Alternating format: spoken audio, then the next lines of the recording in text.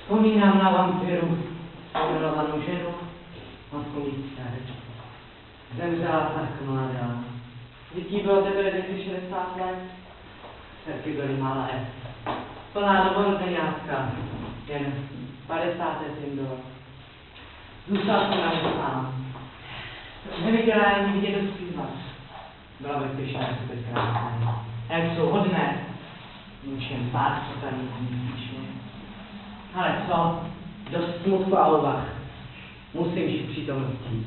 Mám 2 krásné dcery a navíc mám trochu hlad.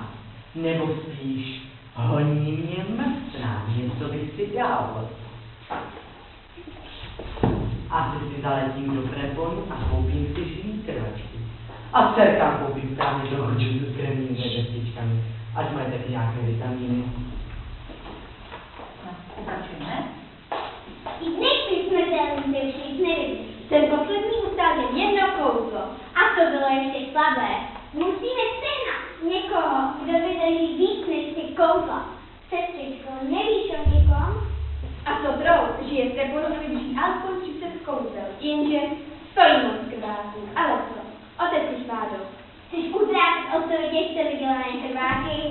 Radši vyměníme za to hnízdové papíry, které nám otec přinesl k narozeninám. Chceme se přece bavit, ne? Morgano! Vastro, děti moje, co tu provádíte? Podívejte, co mám přinesl. Díky, ale... Sestra, přemění, začne to týří do zatrola. Že už vážně nevíte rouhama k sobě. Co pak, co zapomněl na kouzla? Existuje jedno, které vám vyvolá posluch.